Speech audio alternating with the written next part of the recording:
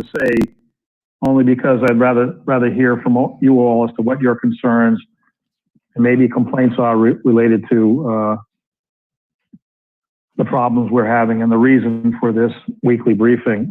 I can simply tell you that the number of cases in Newport, the running total as of May 24th stands at 57. The data has not been updated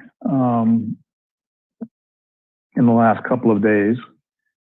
So, though there is a indication from the data folks, the governor's office, that to provide much more granular data going forward, and that should roll out sometime this week. And no one asked them what they mean by that, but I'm hoping it's a little more information on this running total and some pinpointed numbers relating thereto. So we had an interesting weekend. Restaurants were open, many open in some type of way, manner, or form, much of them with our assistance in terms of areas that generally they didn't provide service in. I was out in the community both Saturday in the pouring rain, which, hey, I didn't see any problems.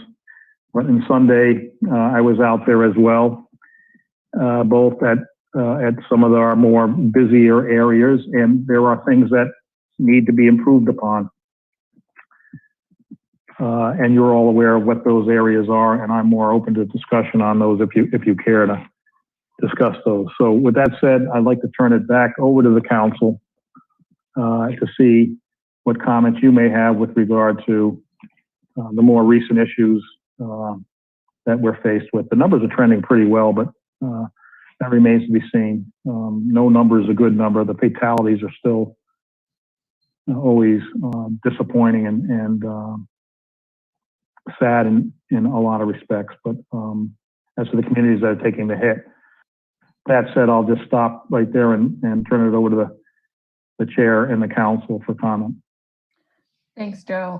This is Jamie Bova. I feel like probably a lot of us got the same questions and feedback from residents that I got, which was a lot of concern over the level of tourism in the city and the behavior in the city, in that a lot of places seemed more crowded than they ought to, and a lot of concern that a lot of people were not even attempting to social distance or anything like that. I know that that's a super hard nut to crack. You know, the enforcement on that is super tricky.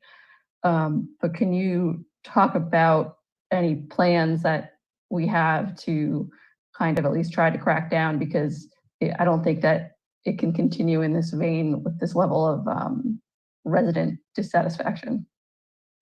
Yeah, thank you for that question. Tourism means people. It doesn't necessarily mean that they're all tourists, because I saw a lot of locals, as it were, both out on the Cliff Walk and in the Thames Street corridor, which is where I glean most of my observation from. And let me just talk about for a moment the mask issue, which I know has everyone concerned. And I wrote to all of you this morning, and I do have a semblance of a plan. And incidentally, as I indicated in the information that I provided you this morning, it's supposed to rain this weekend. So we may have a bit of a reprieve on issues, but doesn't mean we're not going to stop moving forward on coming to a good thought process.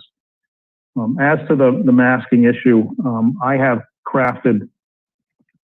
was disappointed in the Thames Street corridor, and as were many people, as were some of you, I'm sure, if you went down there. I think we need to get a little more active in attempting to urge people to wear masks, and I've crafted an executive order to that effect. which has a fine schedule in that executive order. And I have every intention, most likely 2 weeks hence, since I said it's supposed to rain Saturday.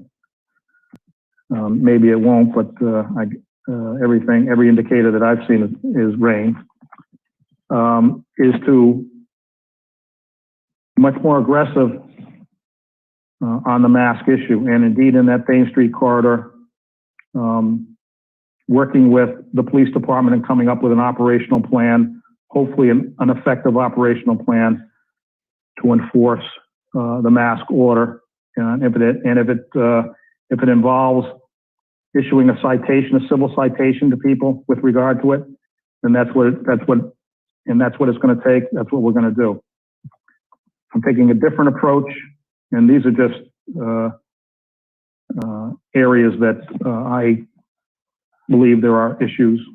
Cliff Walk. I reached out to the Cliff Walk Commission and have spoken with them about perhaps creating some points at different entrances at the Cliff Walk with a group that I'll head up personally, and again, coach people, urge people to wear their masks. I did see a distinction between what was happening on Cliff Walk and what was happening in the Thames Street corridor, for example. But suffice it, and the thought process is still evolving, and of course need the input of the solicitor. And I have every intention of being much more proactive on that issue, or the city administration has every intention of being much more proactive on that issue. I don't believe we can't control, as you characterized it, the tourists coming to Newport. We don't have control over the crowding, though I could have the police department urge areas that we have some issues, people moving along. I have spoken with the Rhode Island Department of Health on this very issue. I've spoken with the governor's office, and I've spoken with the Department of Business Regulation. And I just got off the phone just before this conference with a representative from the Rhode Island Department of Health as to the various issues relating to what we all perceive as too many people in too small a place, being somewhat inconsistent with the various social distancing edicts and the masking issue. And I also need to be assured that the places that we have permitted to be open and expand their footprint, if you will, outside of their indoor premises, that they are adhering to the reopening guidelines as well. So that's what I've got some other tweaks I need to work through with the staff. I see the takeout, the food takeout issue, the blanket permission of that as being somewhat problematic.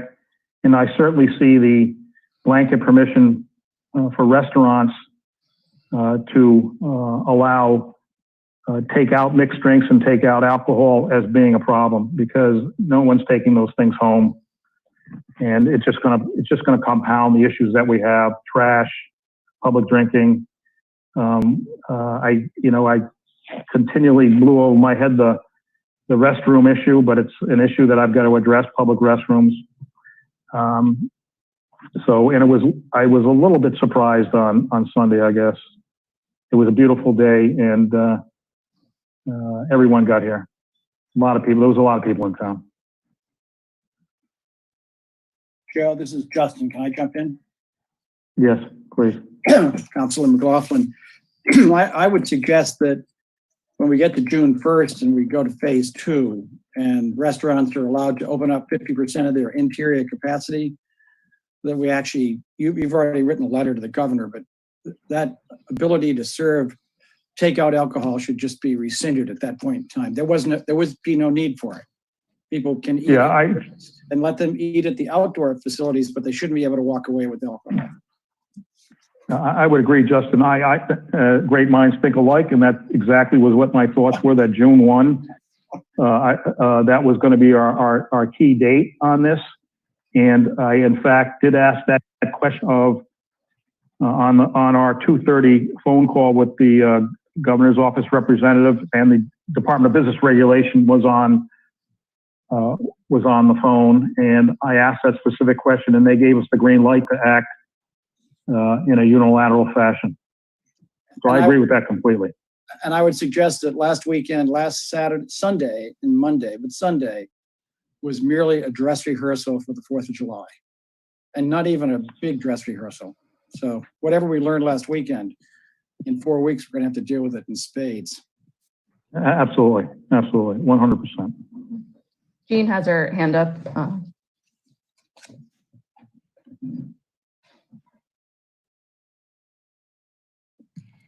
Joe, Jean Napolitano, if you know specifically the places that perhaps engaged in some of this activity, are you writing a letter to them?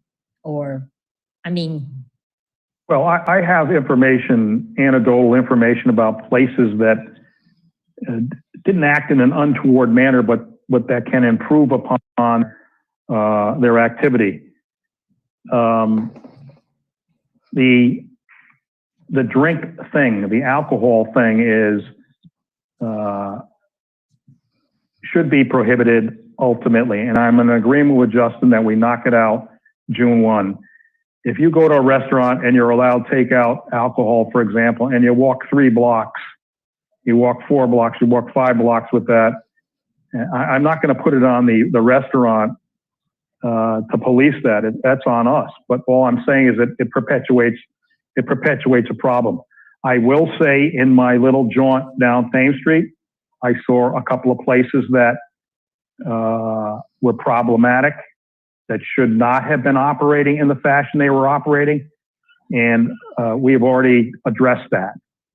And we've addressed that. So it's more these other things that we're not used to. And there's a good history as to why we haven't allowed, the public drinking. It's just common sense. The takeout issue also, it's the old wars that were waged over, how much of a percentage can a standard restaurant have in takeout. It's all coming true when you go to 100%. I don't want to, we need to deal with these smaller issues. The alcohol thing has me concerned, and then we need to cut that off. The other things will phase in. I'll talk to you a little bit more about the takeout issue. I'll talk to you a little bit more about when we go to phase 2. We'll continue to we'll get more vigilant on the cloth mask issues. But interestingly enough, I was looking at the cloth face guidelines again, and the exceptions. Anyone for whom use of such a face covering would damage his or her physical or mental health doesn't have to have one. And there's a bunch of other exceptions. These are meaningful public health measures that are difficult to enforce in the real world, but we're going to do the best we can. And I do think we have to be aggressive in the Thames Street corridor, less aggressive. And you may have other examples. I'm just, my observations are my own.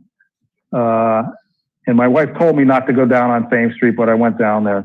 So that was my mistake. The Cliff Walk, I'm down there all the time, and I was actually pleased. But you may have different opinions. I'm sure you do, all of you who go down there. I had a relative who gave me the opposite opinion than I had. But I'll just leave you with this one comment. I was listening to, it was probably CNN last evening, and that the University of Washington's statistician was on.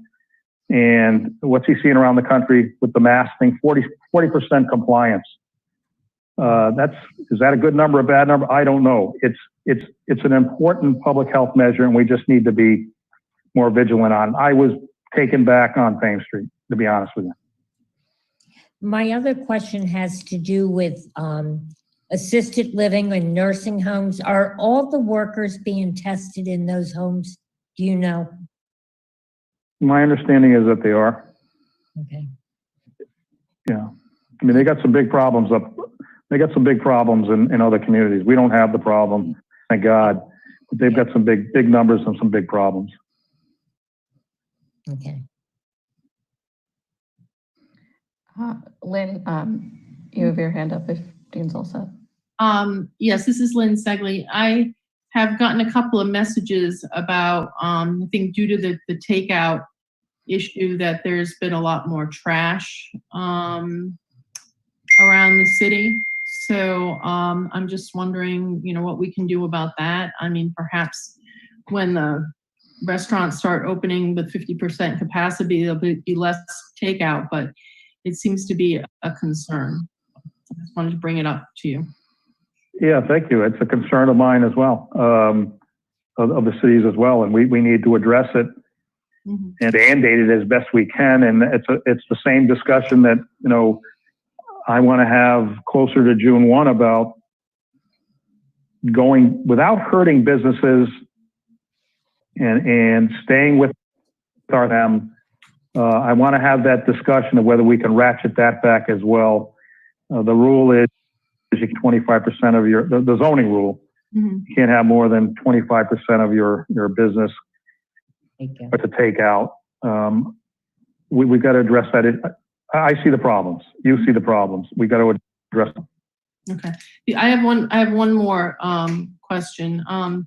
Do you have an idea, and I know that you're going to have to work with the police on this, but do you have any idea when the dog park might be able to be opened again? I knew you were going to ask that question. Okay. I was waiting to get hit with that, and I've already emailed Bill Riccio and said, as long as put up some of the signs, those good signs about mass social distancing, and I guess the dogs can have at it. Maybe the humans can stay out of there, but let the dogs have at it. So I don't see any reason to keep it closed. And so, yeah. Okay. I've already emailed Riccio. Thank you. Hey, Joe, this is Jamie Bova. On that same vein of the dog park, I've gotten questions from folks on overall like playground and the reopening of basketball courts, tennis courts, etc. Yeah, I think tennis courts are open. I guess we don't have any tennis players in the mix here. Some of the nets have been installed. I'll relook at that. As a matter of fact, I know they have basketball courts. Again, June 1, you can have more than takes for a good game of basketball, takes 10 people. So until we can get a little more closer to June 1 on the playground equipment, high touch surfaces, that's a problem. So we just got to keep an eye on that. I'm not willing to go yet. We don't have the ability to clean those things and on a regular basis. And the edict is, we have the same issue down at the beach. High touch surfaces have to be cleaned. And so on an hourly basis, I think one of the regulations says we don't have the ability to do that. So I think unfortunately, those two activities, the basketball and the playground equipment, is going to have to. Tennis, a little bit different, but I think we put some nets up 2 weeks ago. And not if you have two tennis courts, we only put one net up. But I can go look at that. Matter of fact, I'll make sure that we did that. I thought we had.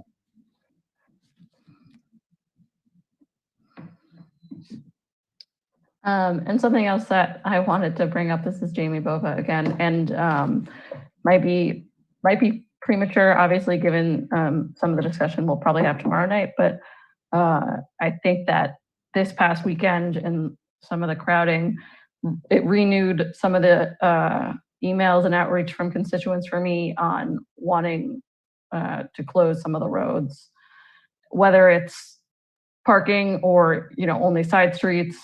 But I know that we're going to talk about it tomorrow, but just wanted to bring it to your attention that I got a lot of comments on that as well. Sure.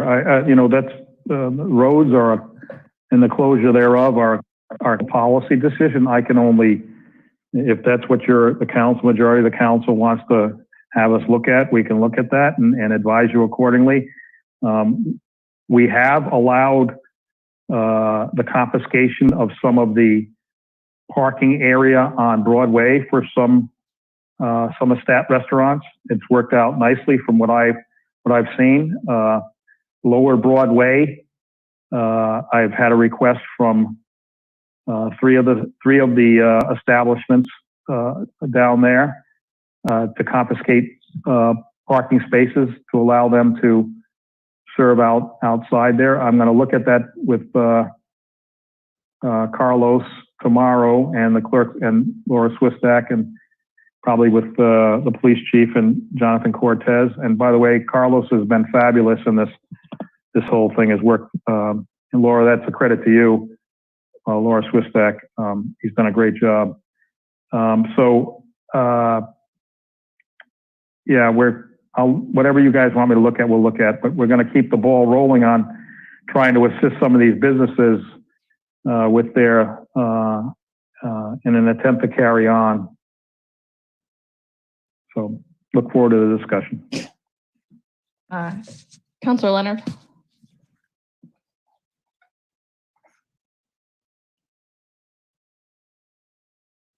She's frozen in time. Yeah.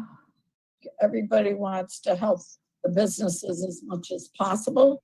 However, I'm getting conflicting comments from residents in regard to street closings. They basically want to know what street closings, how would that affect traffic? What about the safety of where would the tables go? So I think that warrants a much bigger discussion. And I guess that'll be part of tomorrow's meeting, but I think that we need solid answers or things to consider instead of just kind of winging it, so we know what we're actually dealing with. Councilor McLaughlin. Thank you. This is Councilor McLaughlin.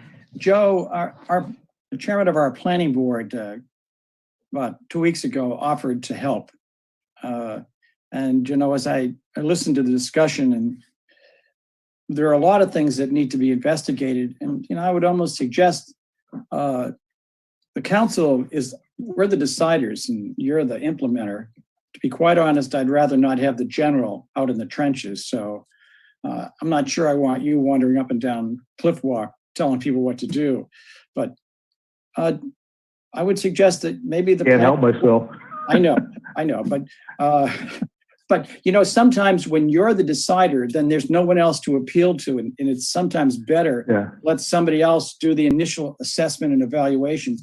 And I'm just saying, maybe the planning board's a group that you could use to. We've closed a lot of streets to keep people off of the Cliff Walk. Are we going to do that for the next 6 months, or was that done during the stay-at-home phase? I don't know, but sometimes what you need to do sometimes is have a murder board or a focus group to just weigh things and come back with some recommendations. And I'm just pointing out that that's a smart group of people, and they might be able to help you out. Yeah, that's a good suggestion. I'm not going to call it the murder board because I'll probably murder the board. But I think I know we got that offer from the planning board chair, and this would be an instance, absolutely an instance in which we could use them more effectively in something like this. Everything else, you're right. Everything else, Justin, was an immediate reaction to a problem, a Band-Aid, if you will. I haven't given much thought about reopening those streets around Cliff Walk because we were still trying to, I guess, move the tourists, move the visitors along. it did spill out in much greater fashion into the surrounding neighborhoods, but there hasn't, I would welcome the use of the planning board into a more methodical thought process on things like road closures and the like. Sure. Councillor Taylor? Hi, Susan Taylor here. Joe, I think that what Justin was saying, and I appreciate his comment about the general, but I think he was mentioning the head of the planning department. You know, the way that I'm looking at the issues presenting us is that this virus has spatial demands. It just needs a heck of a lot of elbow room. And so we need to come up with spatial solutions that will defeat the virus's impact. And that's where I appreciate your comment about the Band-Aid approach. And Joe, I so appreciate your nimbleness and your flexibility and your ability to just turn on a dime to do the solutions that have been demanded each week. But excuse me, I've got something in my throat. We do need to look at planning, I think, for several months at a time here. And I do think it would be good to have the planning department weigh in on the street closures, so that my vision is that the restaurants will be able to place a profitable number of tables outside. And how do we do that? So I think to take a little of it off your shoulders, it would be great to have the planning department weigh in on that. Thank you.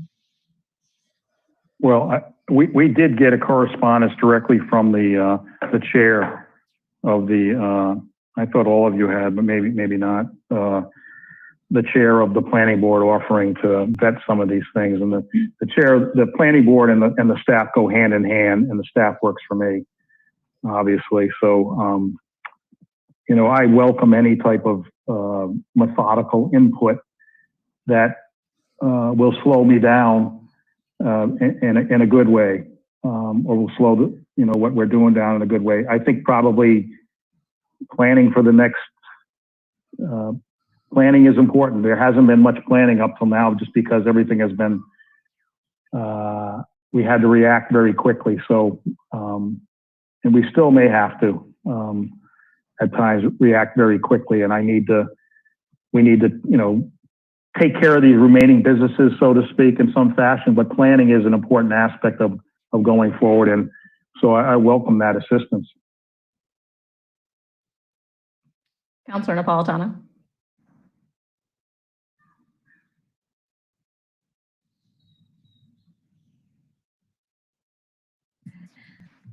I would just caution you when you're looking at closing streets. Many of the streets on Lower Thames are either one way or, and there's a lot of residents down there. So for every action, there's a reaction, and we just got to be really careful about it,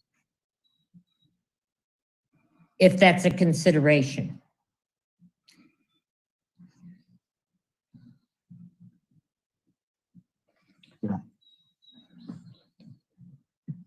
Councillor Leonard?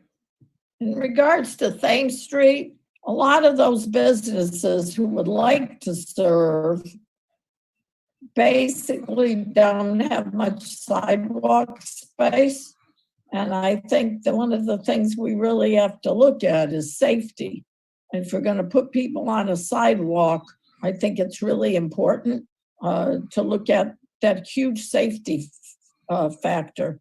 And at the same time, see what we can do to help them. But some of it, because they don't own any outside space whatsoever, I think is going to end up being problematic.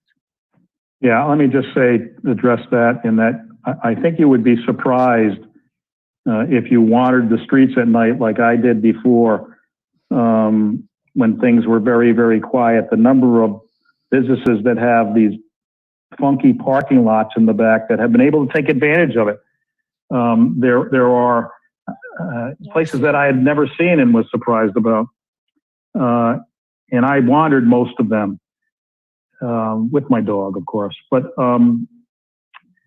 There are a couple of places that I'm trying to look at tomorrow, and you're absolutely right about the sidewalks. But we've been able to accommodate most of them, Kate, quite frankly. There's 2 or 3 of them that we need to be a little more creative with and try to help out. And that's kind of a project we have this week. And we'll see what we can do.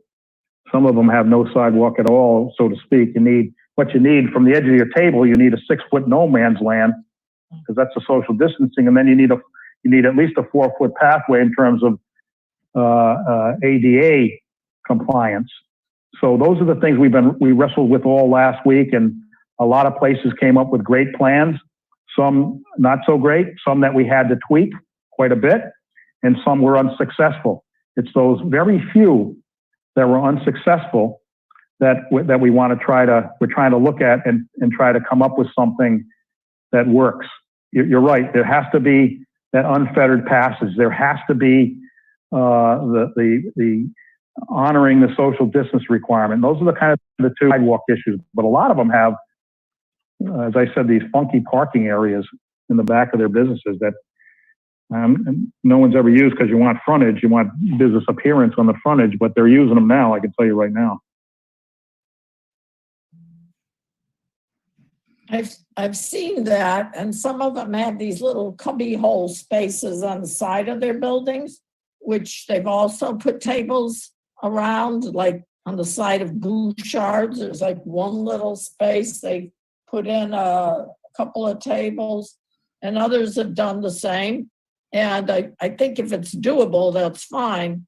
But, maybe we could think out of the box a little. And if some retail places aren't using space that they have and they close at a certain hour, maybe that's something to look at. But I mean, that could have to think about serving time, serving area, what's practical, what's safe. There's a whole lot involved. Well, the guidelines are fairly stringent, and you've mentioned, and we'll have this discussion tomorrow night, the road closures. I have had restaurants and businesses ask about that, but again, it takes a little more planning, a little more method to it, rather than just snapping your fingers and saying that's okay. I can think of 3 specific businesses, 2 that are functioning right now in a very limited way, and one that just doesn't have the room, no matter how you cut it. So it's a discussion that we're going to have anyways, and I'm sure we'll have a good discussion about it. And if we use a more methodical approach, then there may be some things that we can do for the summer that work out well nicely for everyone. I think I'd be not doing my job if I didn't say, we're not out of the woods on this thing. And, we're still faced with a lot of issues with regard to the pandemic. And the most important thing is to be vigilant with the masks, vigilant with the social distancing, and all the little things that go along with all of this.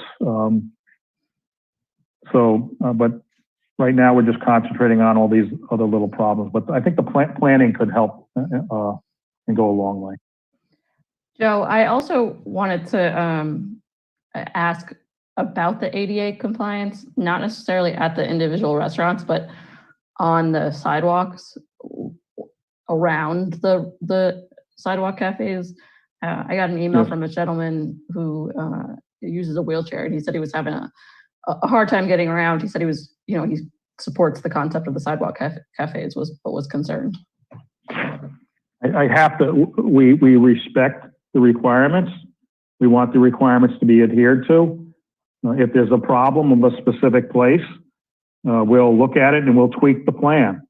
The requirements are we require a bigger area, but 4 feet suffices. But if you have that specific issue somewhere, then let me know and we'll address it. I suspect I know where it is. I can envision one that I thought, which I thought might be an issue. But if you forward me that email, we'll address it right away. Okay, thank you. If there's not any more conversation by the council, I wanted to open up for questions or comments from the public just for 10 or 15 minutes, if there are even that many. But I know that some folks, if you haven't done it before, it's *9 on your phone, or you hit the raise hand button on Zoom. Please identify yourself with your name and address. Hi, it's Jennifer Jackson, 38 Dudley Ave. How is everyone? Hi, Jennifer. It's me. Just a quick question. Hello. Obviously everybody knows about the concerns of the overloaded population this weekend.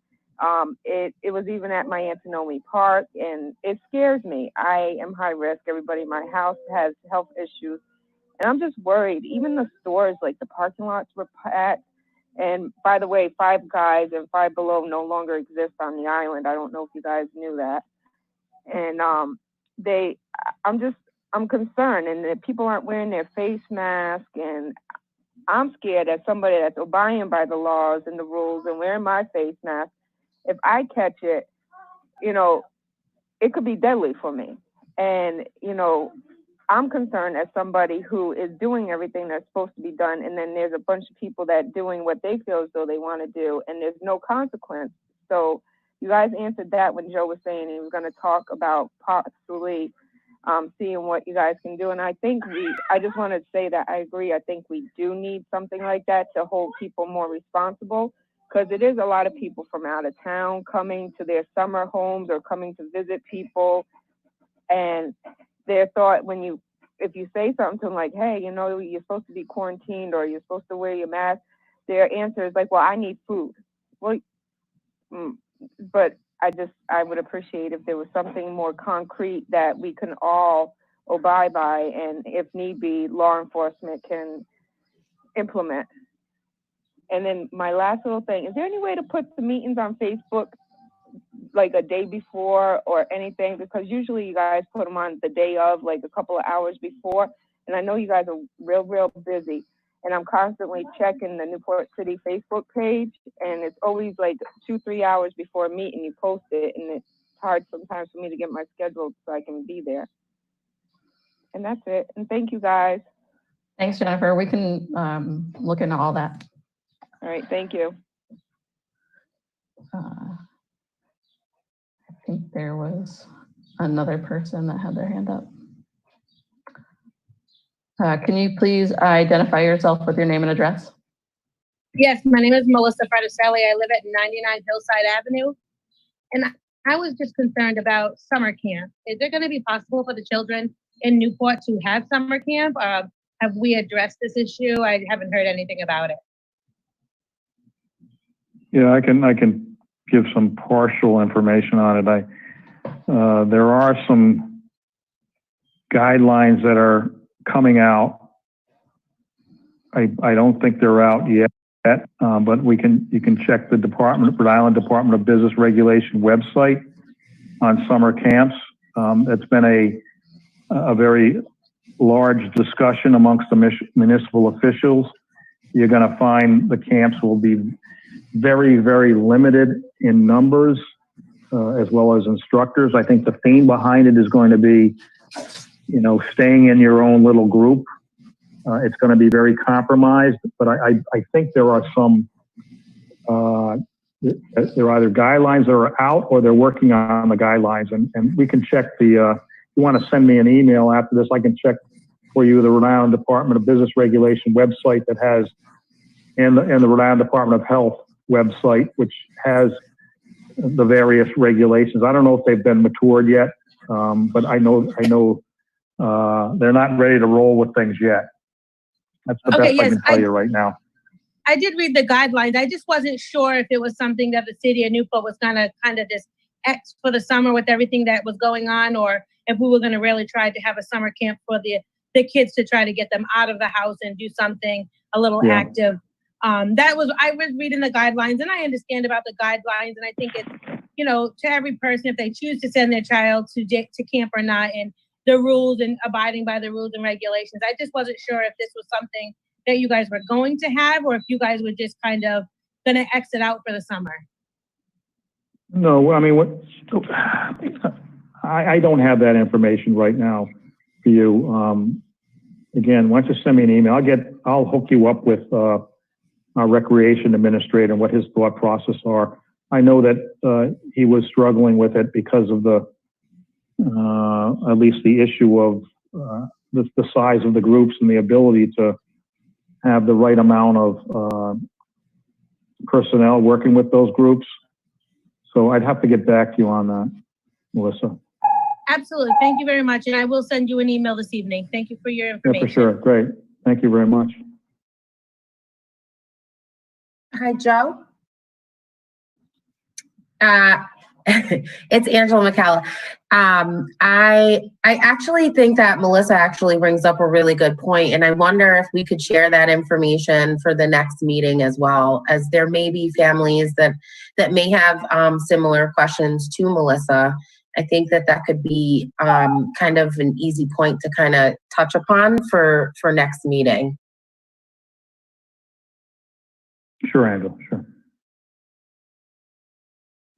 Can the next person identify themselves with their name and address for the record? I am Mike Falcone. Guess you can put my address as 20 America's Cup Avenue. Just a quick question, maybe to piggyback off Melissa here. Any idea about Cardin's Field, Sunset League, Little League, Babe Ruth, anything like that? I know that there hasn't been guidelines set forth just yet from the government, but as we're looking into phase 2 and 3, there's up to 50 people, seems like phase 3, whenever that may be. But heading into the end of summer, fall, is there any idea or thought process behind the use of Cardin's, and then any leagues or, as Melissa stated, with camps being held? Yeah, not right now, Mike. We take our guidance on those things from the governor's office, and Yeah, no. I think the June 1, if we make it to June 1, well, we'll make it to June 1, but if June 1 is a key date, my understanding it's going to be 15 people. Mm-hmm. And then you see how things are going. And this is going on in every city. You see how things are going for 2 or 3 weeks, and then or maybe a month, and then you go to the next phase. So I don't know. I doubt very much that the Little League is going to happen. I have no idea about Sunset League or anything like that. I did have someone reach out to me about it maybe a month ago, and my response was the same. I have no idea right now. I'm sorry. No, understandable. I know that it's a day-by-day situation here, but just as Major League Baseball has put out guidance, and even New York, which is the most heavily affected area, having stadiums without fans, I didn't know if there's anything internally the city of Newport was thinking in that regard. Would you? Not yet. Okay, no problem. Thank you so much. You guys are doing a great job and keeping everybody informed. We really appreciate it. Thank you. Thanks, Mike. All right, unless the council has anything else, I think we can wrap up. Thank you, Joe. Thanks, everyone. Great. Thank you all. Thank you all.